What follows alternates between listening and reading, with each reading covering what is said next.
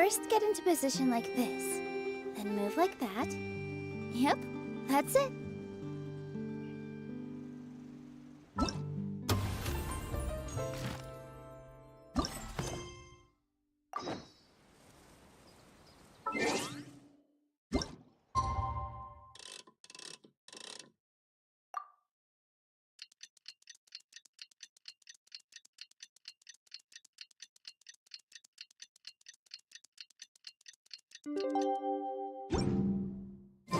It's finally time to meet up with everyone.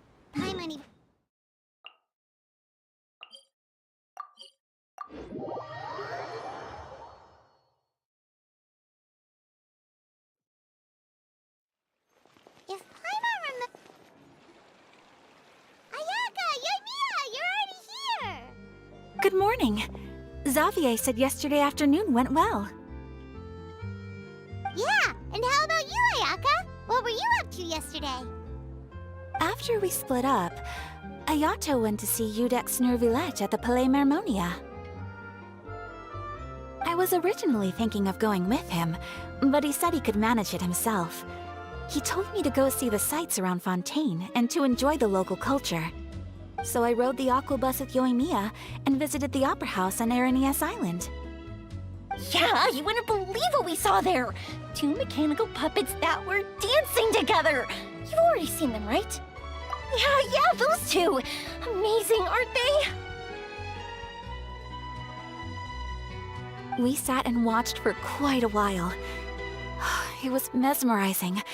Like we could keep watching them forever. Oh, it was the same for us the first time we saw them, too! Afterwards, we went swimming at the beach! Well, diving, to be exact. It was the first time I ever breathed underwater! I held Ayaka's hand and we counted down together. 3, 2, 1, and then splash! We were beneath the waves.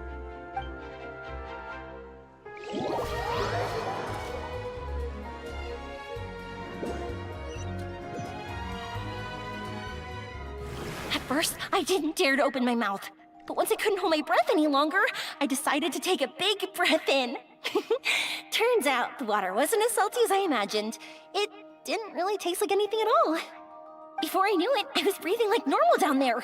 It was an amazing feeling. Ayaka said I was too nervous and needed to loosen my grip. She got used to everything way faster than I did. I knew that the Traveler could do it, so I had no doubt we could do it too. That helped me feel at ease as soon as we dove in. The underwater world in Fontaine truly is beautiful. I love seeing the Romaritime flowers blossoming underwater, like little candles lighting up the streets at night. Yeah, and there were so many creatures that we've never seen in Inazuma. Like those fish that shimmer like a sword blade. Whoosh! Oh, and those big fish that call when they see people. Ooh. Oh, you mean Hunter's Rays and Blubber Beasts! I just love the name Blubber Beast. Just wait till Pops and the others hear about this. They probably won't believe a word I say.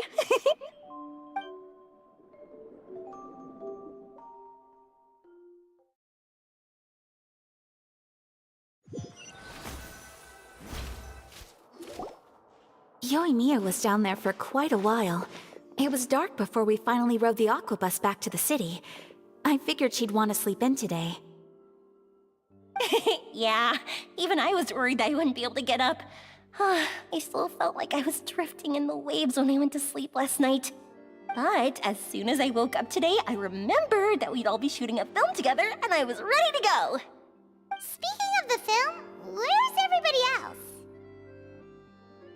My brother and Xavier were speaking to the restaurant owner about using the place as a filming location. They should be here soon. As for the others, We're here. Please excuse my tardiness. I just finished the Special Patrol's 6-mile morning jog. Wait, 6 miles? I'm so tired. I heard you all chatting, so I decided to come down. I sure could use some of that endless energy everyone else has. Good morning, everyone. Morning. Can someone fetch me a cup of coffee? More milk, hold the sugar. Sure, I'd be happy to do that for you. No, you can't go anywhere. Please, have a seat over here so I can get started on your makeup. Ugh, the last thing I want is coffee stains on my costumes. I can get the coffee. It's the perfect job for an assistant.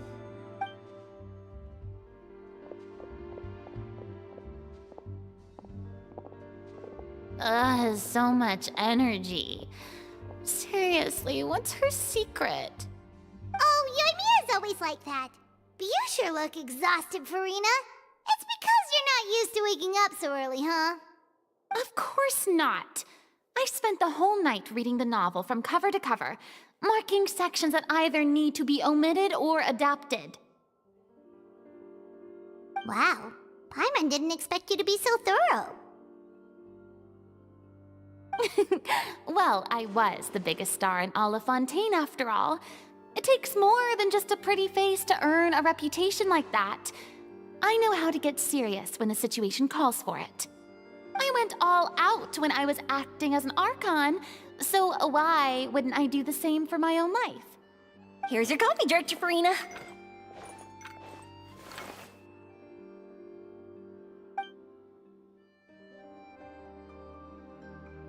Oh, thank you. The sound of being called director and the aroma of coffee feels almost as refreshing as hearing the birds chirping in the morning. Ah, it seems everyone has managed to arrive on time. We've reached an agreement with the restaurant owner. We are free to use the second floor to shoot our film. Really? That's great! He is really looking forward to our film, and hopes that providing his restaurant as a filming location will attract more customers. Well then, Mr. Xavier, I'll leave the rest to you. Okay, thanks. First, I'd like to introduce our new members. This is our prop manager, Veronique. She'll be in charge of all the film's props and items. And this is Bonneau, our lighting technician. He'll be in charge of lighting and illumination to set up each scene's atmosphere. Wow, sure feels like we have some real professionals joining the crew now. First of all, please allow me to first express my sincerest gratitude to everyone in the crew. When my investor informed me yesterday that he wouldn't be able to provide the funds, I really thought that this was the nail in the coffin for this film. I had no idea that I'd find so many people willing to help me on such short notice. Thank you. Thank you all from the bottom of my heart. No need to be so cordial, Mr. Xavier. We're all honored to be a part of this. Your works made a profound impression on me when I saw them back in Inazuma. I am sure that someday, this film will be remembered as a prime example of cultural exchange between Fontaine and Inazuma. Yes, the story is the reason I agreed to join. I can't bear to even imagine what this film would look like without the very best director. Anyway, I would like to make a promise to everyone that as the producer of this film, I'll do whatever I can to ensure that everything goes as smoothly as possible. This is not just my film. It also embodies the thoughts and feelings of every person here, as well as the endless effort we are about to pour into it. So, without further ado, the Two Musketeers will officially begin filming now! You may take it from here, Director Farina. All right, listen up, everyone.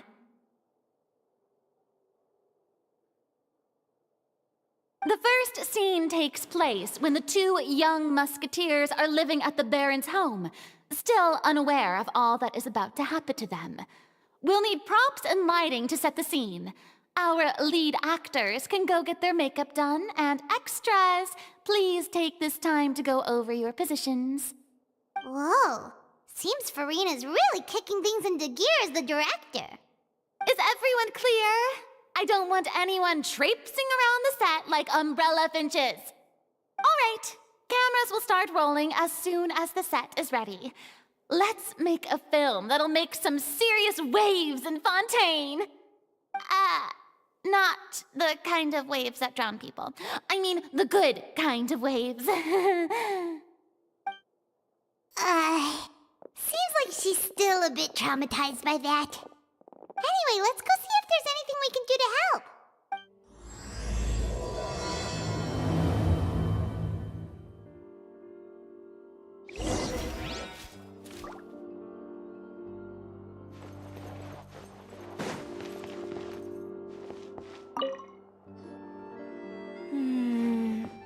Ayaka has mentioned you to me before. She said that you two were great friends when you were kids. No talking. I'm thinking about how to do your eyeshadow. Ah, yes. To help me really look the part. To achieve a more young and naive look for this scene. Are you saying the wrinkles around my eyes are too deep? You just have too much of a calculating look in your eyes. You sure don't mince your words. It seems you really haven't changed much. Quiet.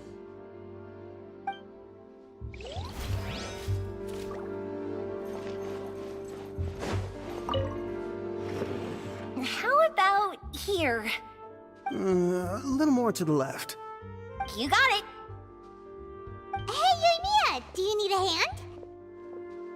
No, I'm fine.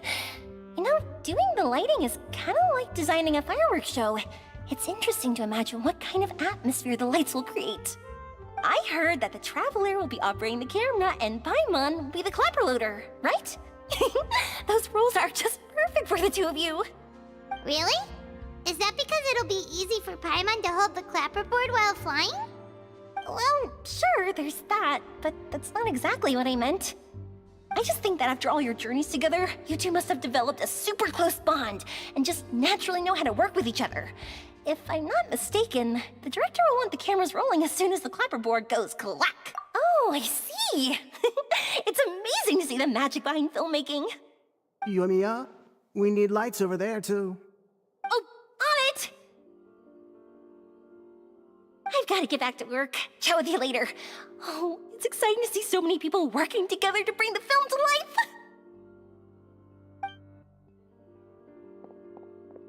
Seems like Yoimiya's really getting into it. But she was right. We do have a super close bond, don't we? Paimon's really happy to hear that.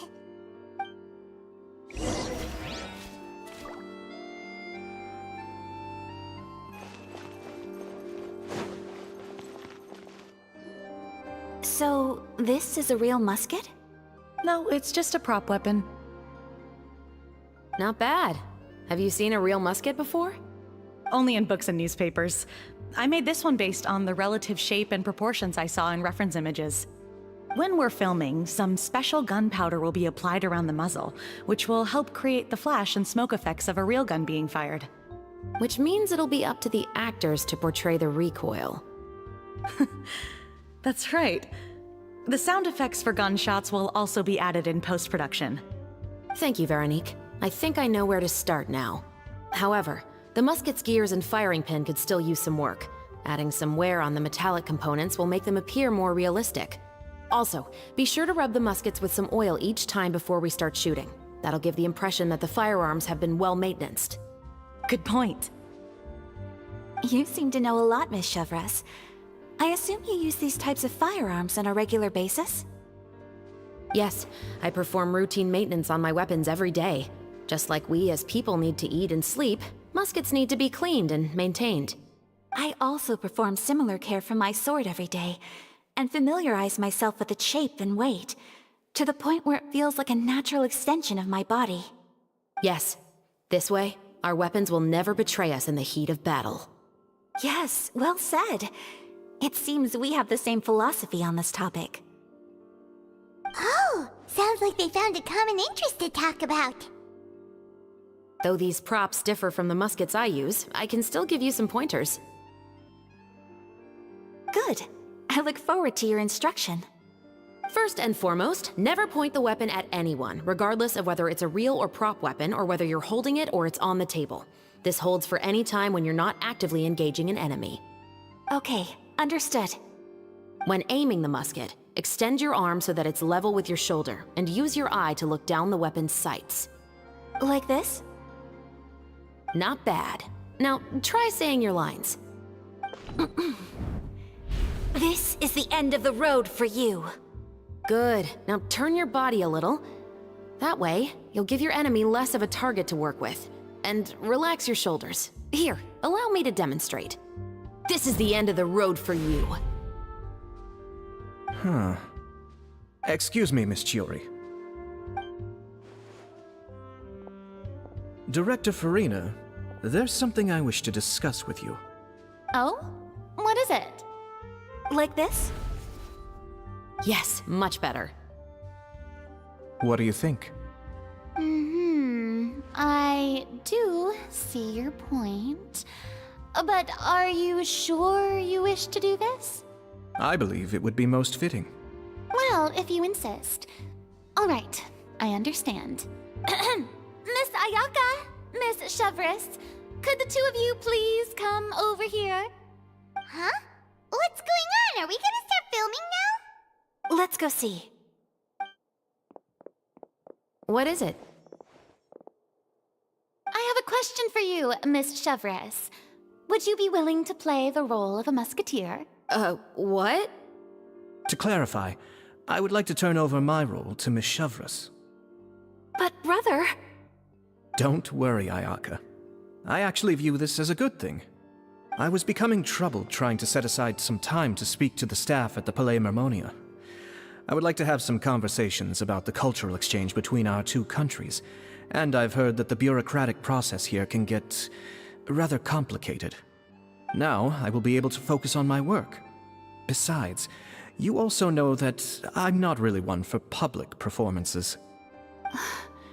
Are you really sure? From a director's point of view, I also felt like the relationship between the two musketeers in the original story could be improved. The older brother in the story plays the lead role with his overbearing character, but this causes his character to overshadow that of his sister, and the theme of the two supporting and relying on each other isn't conveyed very well. But if we were to change the siblings to two sisters of a similar age, then that aspect of the story might come through more clearly. Also, I've seen you instructing Ayaka. That cold and dignified personality is exactly what we need for the older musketeer.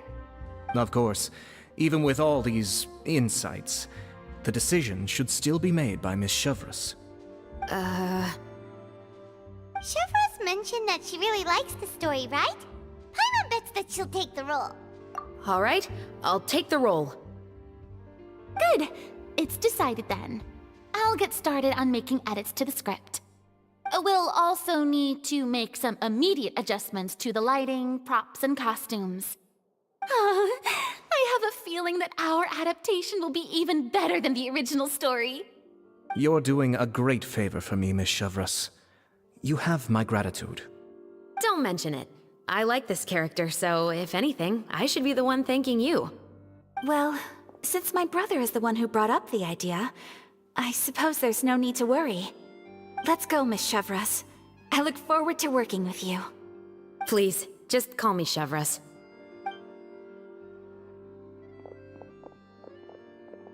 Seems like you're really going out of your way to solve the problem I was having with your makeup. Surely you jest, Chiori. I assure you that I was mostly motivated by a desire to spend more time on formal business. Oh, come on. You really think I'd buy that? According to what I've heard from Ayaka, her brother is someone who can juggle 10 different matters at the same time. I'm sure you have other reasons for backing out. Perhaps.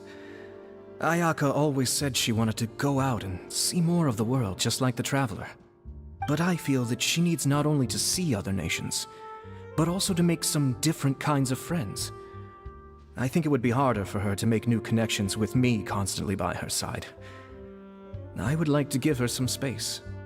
Alright, go on. Spoil her some more.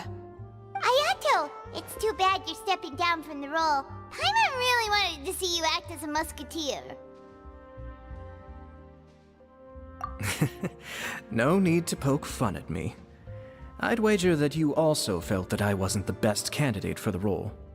It's a little hard for Paimon to imagine you saying those lines. Yes, I've made an appointment to meet some people from the Palais Mermonia. Now, I will have some more time to prepare. Traveler, get the camera ready. Paimon, get the clapperboard. Actors, to your positions. We're about to start shooting the first scene. Go on now. And please take good care of Ayaka. Yep, don't worry.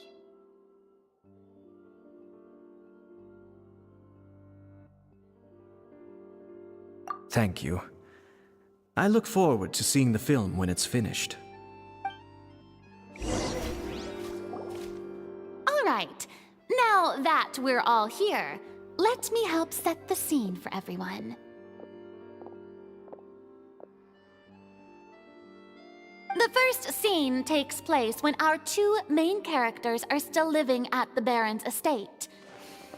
They've been ostracized and verbally abused by others in the household, but they still have no idea why. We want to capture how naive and innocent they are, despite their pain. Chevris will be playing the role of the older sister, Tulip, and Ayaka will be the younger sister, Iris. Be sure to get close-ups of the main characters at the right moment. Silence on the set! Lights! Camera! Action! Let's go! Tulip, Mother's been out for quite a while now. Perhaps she went to pick some flowers on the way home. You know how she loves flowers. Iris, Tulip, I'm home.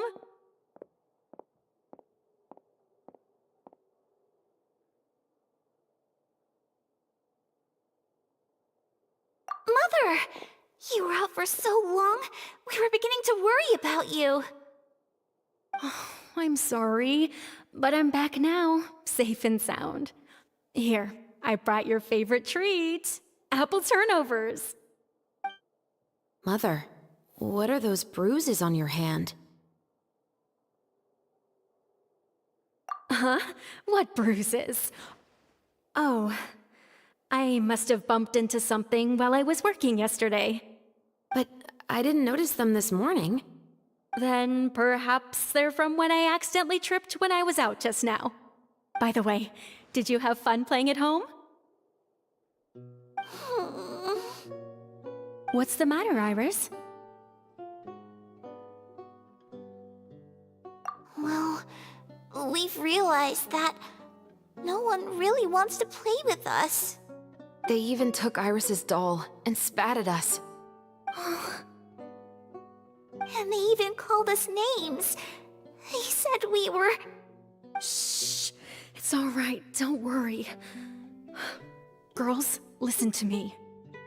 It doesn't matter what anyone says. Don't listen to them. No one can define you with such words. You both have wonderful lives ahead of you. Just like your names. You will both blossom like beautiful flowers. Maybe your time to blossom hasn't quite come yet, but one day, you two will bloom more beautifully than anything else. Don't let the soil you're in now ruin your future beauty. Understand? My dear daughters. And cut! Not bad.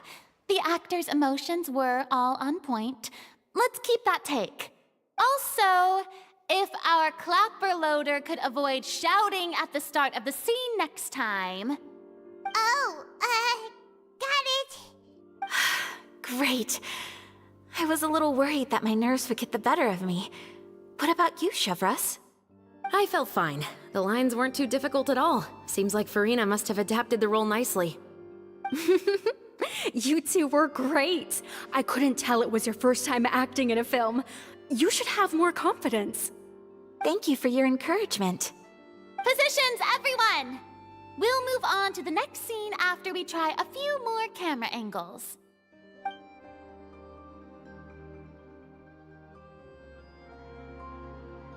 This scene scene is when our two characters return home, only to discover their mother has been murdered. Ready? Lights! Camera! Action! Mother, we're back! Mother?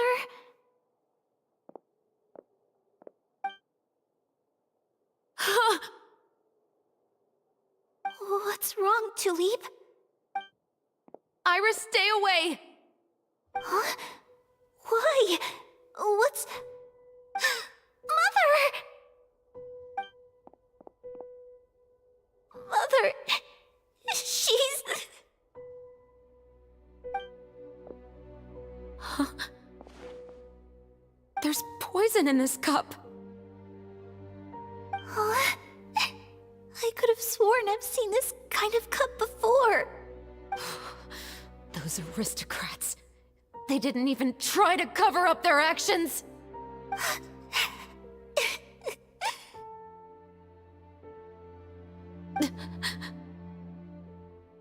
Iris, we need to leave this place. Leave? But now that Mother is gone, where can we even go? Anywhere. All I know is that we can't stay in this house. But are we just going to let them get away with this? We'll have our revenge, I promise you. Just not right now.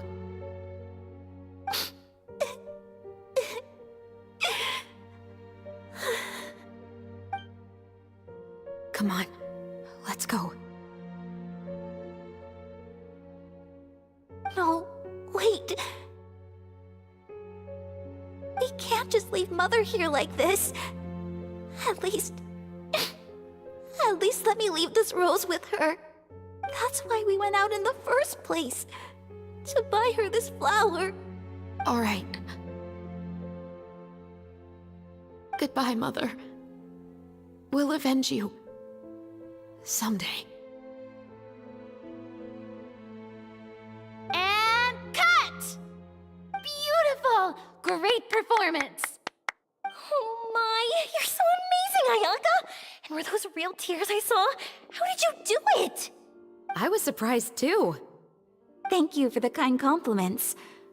Actually, as soon as Director Farina said action, I told myself not to think about anything.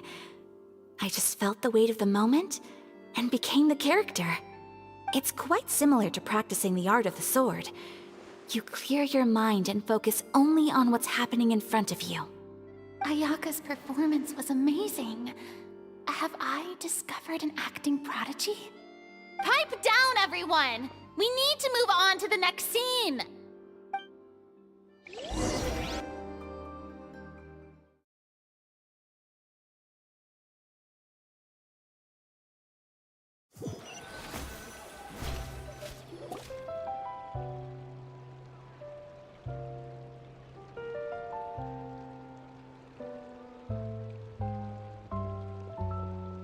Huh?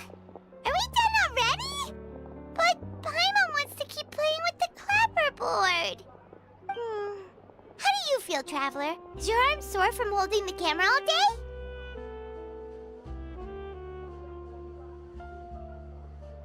Good work, you two. You too, Shivers. You were quite the actress today. I've read this novel many times before. I have a good grasp of my character's mindset. Anyway, do you remember my request from yesterday? Oh, right! We were having so much fun that Paimon nearly forgot!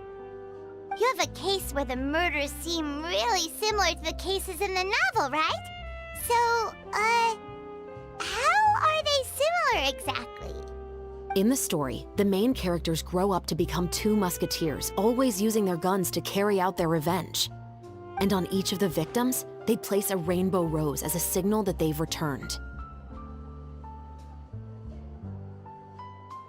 Yes, that's correct. We found rainbow roses just like in the novel. Seems like you're connecting the dots now. Oh, that does sound pretty concerning. Especially after seeing the script today. Oh, now Paimon can't stop wondering what kind of ulterior motive the murderer might have. What do you think, Traveler? You're smart. Paimon wants to hear your thoughts. Good. On behalf of Fontaine's Special Security and Surveillance Patrol, thank you for your dedication to justice. There's no time to lose. We should start investigating right away. Follow me. Huh? Right now? But we just got done filming all day. Paimon's so tired. The most valuable intel always comes after nightfall. They are like small, remote islands in the middle of the sea. If you don't stay vigilant, you will pass right by them in the fog. That's how one of my favorite books always puts it, at least. So, where are we going right now? Let's start by checking out some workshops that sell mechanical components. If the culprit is making their own weapons, it's very likely that they'll visit those sort of places.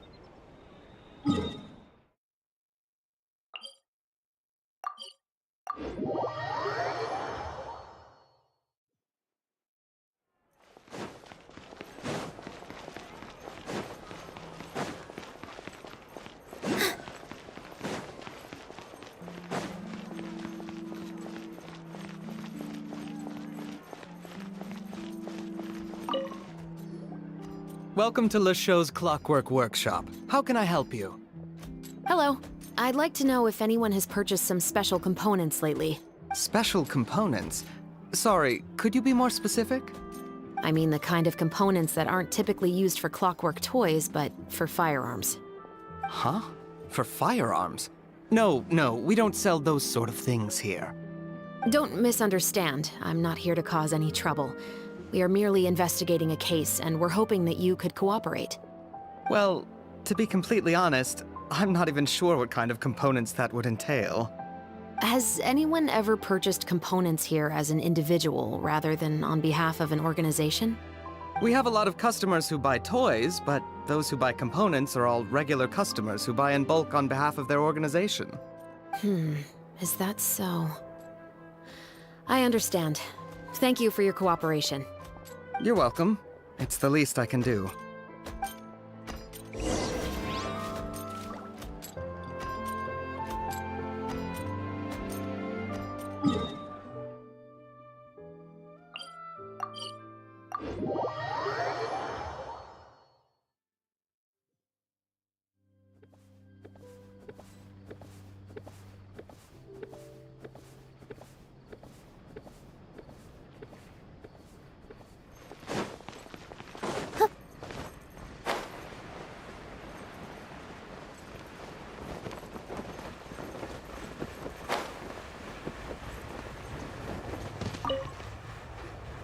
Oh, hey, Chevres. Run out of oil for your musket again? Hello, Estelle. I want to know if anyone has come to your shop recently to order some firearm components. Oh, is this another case? Let me think. I don't think so. Some people have requested that I make some prop guns for the Fontanalia Film Festival, but I refused all of those requests. Oh? Why's that? Because there's no profit! I only make things here that can do some real heavy lifting. I don't have the energy to make some new molds just for the festival. Then has anybody come specifically looking for mechanical components? Well, I usually sell off my scrap to the Fleuve Cendre. I don't typically give them to one specific person. I understand. Thanks for your cooperation. Don't mention it. Always happy to have the Musketeers' patronage. Seems like we haven't found any leads to go off yet. Yeah, unfortunately. All right, let's head to Fleuve Cendre next. Huh? Are you sure? People might not be so thrilled to see the captain of the special patrol there. You think so, huh? Then I guess you don't know. Huh? Know what? That I grew up in Fleuve Cendre.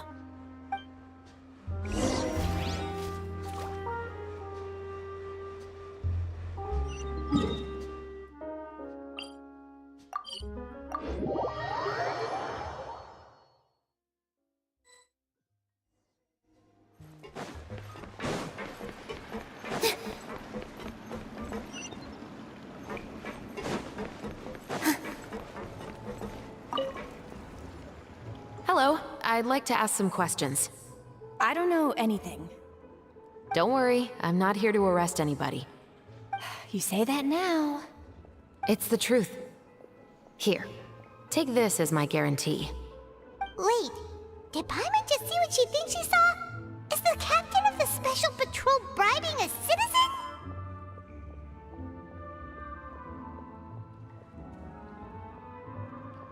Seems you're different from the other guards. What do you want to know? Have you heard anything related to Muskets in Fleuve Cendre lately? Anything at all? Muskets, huh? All I know is that about 2 weeks ago, we started hearing some loud noises at night. So loud that it's been waking me up. Were they gunshots? Possibly. It's hard to tell around here. Someone's house collapsing, a pipe exploding somewhere, it's all the same. But the noises I'm talking about definitely happened after I fell asleep. Do you know where the noises were coming from? I don't remember clearly. Is it that you don't remember, or that you need to think about it some more? You tell me. Then please, think about it some more. She's giving her even more Mora!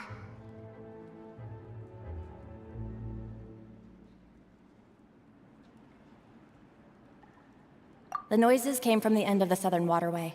I came out and had a look for myself when I wasn't sleeping well, but I didn't dare get too close. That's all I know. All right, I'll take your word for it. Thanks for the pâte de fruits.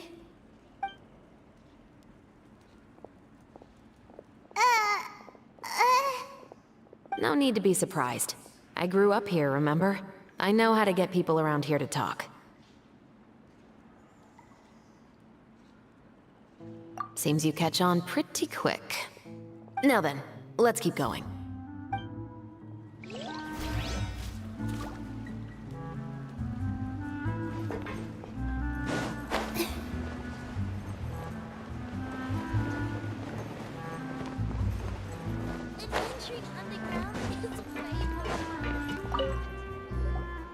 It's been a while, Tetro. Please, just get on with your request.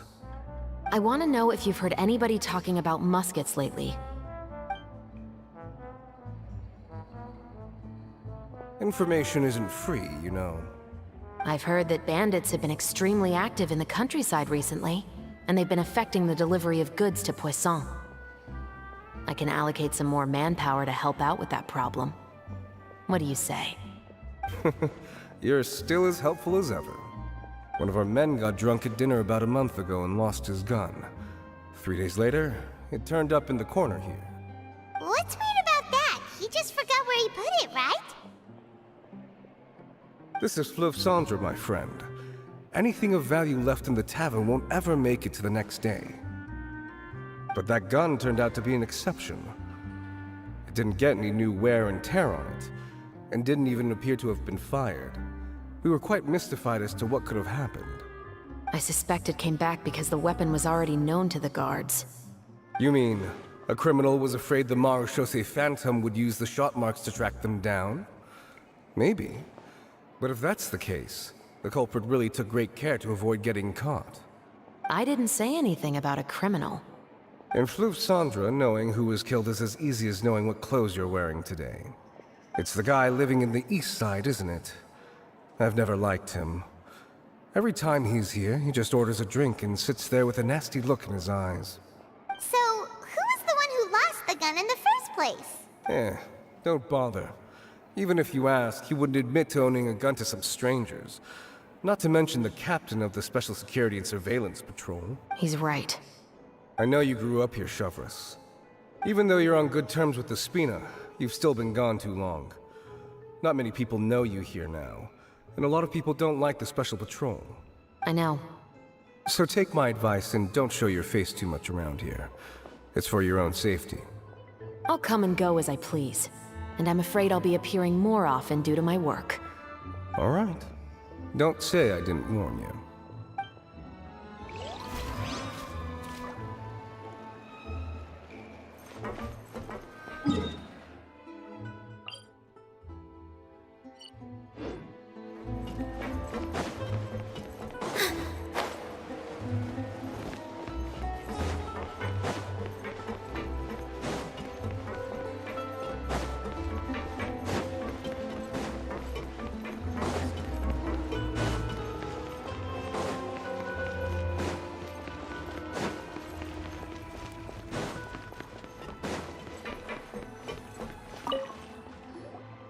What's all this?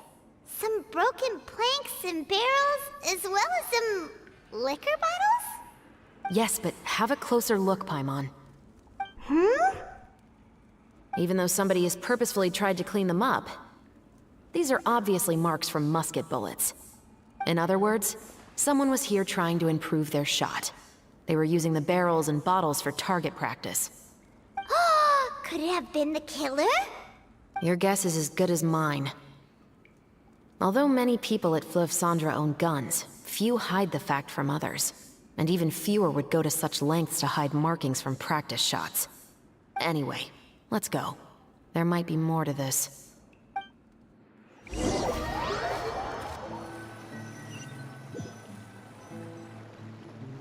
Seems like that's all we'll be able to uncover for today. Paimon feels like we managed to learn a lot more here than up on the surface. Yes. Assuming that everything we found is indeed connected to our suspect, then their timeline was probably something like this. A month ago, our suspect found a gun and took it home to disassemble it. Once he'd figured out its mechanics, he brought it back. In the following weeks, he used some parts to create his own makeshift musket, and took it to the Fleuve Cendra for target practice. Then, a few days ago, he found his target and carried out the murder. Once the deed was done, he left a rainbow rose on the body, just like the scene in the novel. That all makes sense to Paimon, but we're still no closer to figuring out the killer's identity.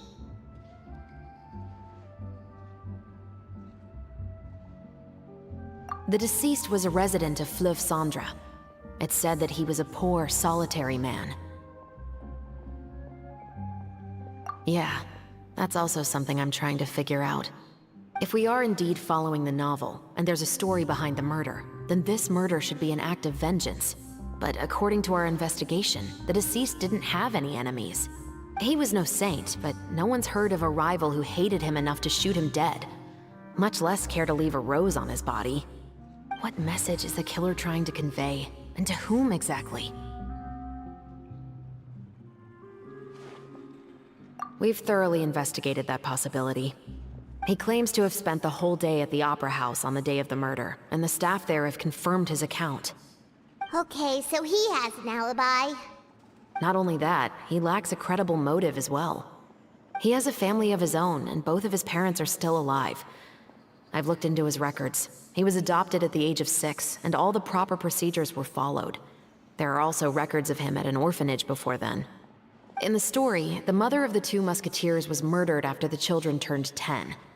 Of course, he could have changed the children's ages, but I don't want to assume anything without evidence. More importantly, I've also had a chat with him in person. He didn't seem like the kind of person who would pull the trigger to kill a man. Then, what should we do now? We have all this new information, but it doesn't help us move forward. Investigations take time. I didn't expect us to catch the culprit in just a single day. How about this? Let's spend the next few days filming with the crew. We can continue the investigation once we're done with the film. I'm sure that given time, new leads will present themselves. Wait, but weren't you saying Intel is like small, remote islands in the middle of the sea just a moment ago? Wouldn't you just miss them if you were to stop looking? Ah, but the book had more than one reference to the islands, Paimon. Oh? What else did it say then? As long as you spend enough time sailing through the fog, you'll eventually come across an island.